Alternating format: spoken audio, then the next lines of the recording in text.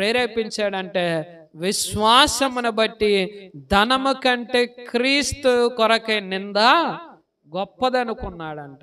కనుక ధనము ముఖ్యమే కానీ ధనాన్ని మీరు ప్రేమించకండి అని బైబిల్ చెప్తుంది. ధనం అందరికీ ముఖ్యమే. ధనం లేకపోతే గ్యాస్ కొనలేం, బియ్యం కొనలేం, కూరగాయలు కొనలేం, షర్టు కొనలేం, ప్యాంటు కొనలేం కదా. ధనం అందరికి అవసరమే కానీ ప్రేమించకండి. ఎందుకనగా ధనాపేక్ష సమస్త కీడులకు మూలం.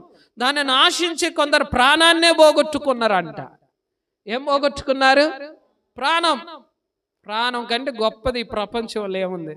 కానీ ధనం కొరకు ప్రాణాన్నే పోగొట్టుకున్నారంట.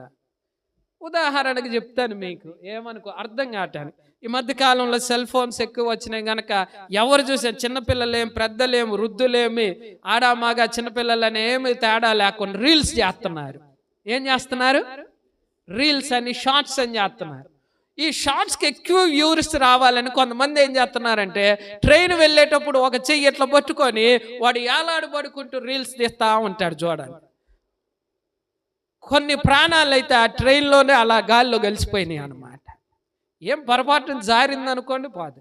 లేదా ఇక స్తంభాలు ఉంటాయి, ట్రైన్ పక్కకి ఏముంటాయి వెళ్ళేటప్పుడు స్తంభాలు ఉంటాయి, ఆ కరెంటు స్తంభాలు. ఆ స్తంభాలు కొనుక్కొని చాలా మంది చనిపోయారు రీల్స్ తీస్తున్నవారు.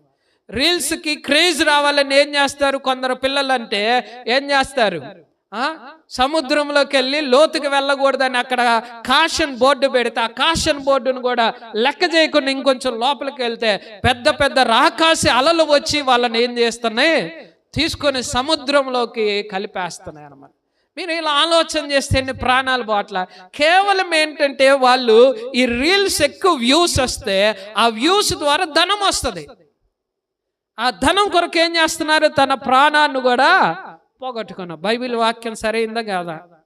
ధనాపేక్ష సమస్త కీడులకు మూలము, దానిని ఆశించి కొందరు ఏం చేస్తారు? ప్రాణమే పోగొట్టుకున్నారు. మన కళ్ళ ముందే ఇట్లా కనపడుతున్నాయి. దేవునికి స్తోత్రం, హల్లెలూయా. ఇలా ఉదాహరణ చెప్పాను అనుకోండి, ఇంక మనకు బాగోదు. కొంచెం ముందుకు వెళ్తాను, ఆ ఒక్క వచనం దగ్గర ఆగిపోను. కనుక మోషే ఐగుప్తు ధనము కంటే క్రీస్తు విషయమై నింద గొప్ప భాగ్యమని ఎంచుకొని ఆయన ఏం చేశాడంట? విశ్వాసమును బట్టి తన కొరకు ఉంచబడిన బహుమానము కొరకు ఏం చేశాడు? పరిగెత్తాడు. తన కొరకు ఉంచబడిన బహుమానము. అందుకే మనం పాట పాడతాం. ఏమని పాట పాడతాం? ఉన్నతమైన బహుమానము కొరకు ఏం చేస్తున్నారు?